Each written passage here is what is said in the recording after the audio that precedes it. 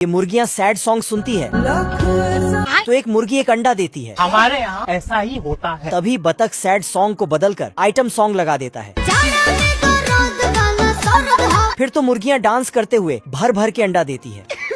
इधर मुर्गियों का पति मुर्गा नाश्ता कर रहा था और साला बतख सभी अंडे को फटाफट उठा के बेचने का प्लानिंग कर रहा था। साले तू तभी मुर्गा वहाँ हाजिर हो जाता है। मैंने कुछ नहीं किया। मुर्गा अंदर घुसता और अपने सभी पत्नियों को वहाँ से भगा देता है और बतख को भी।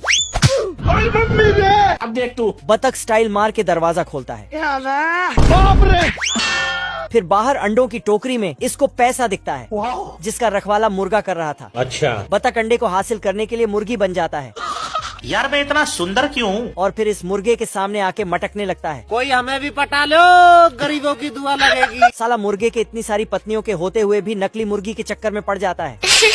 बाबू ये मुर्गा बतख को ढूंढता है लेकिन बतख अंडा चोरी करने की तैयारी कर रहा था। तभी मुर्गा आ जाता है। मुर्गा बतख को मुर्गी समझता है और अपने पैर से एक इल्ली को बाहर कर देता है।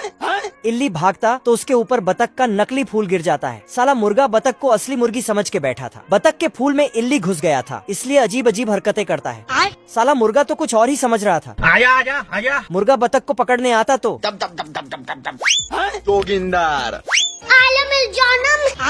बतख अपने फूल में कुछ देखता है तो इल्ली वहाँ से भाग जाता है और फिर इल्ली इसके कॉस्ट्यूम में ही घुस जाता है।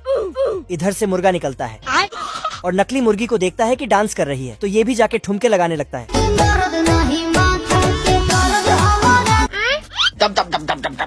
ओ भाई ये क्या है? इनका डांस अच्छा लगा तो लाइक कमेंट कर देना। ये मुर्गा और बतख डांस कर रहा था।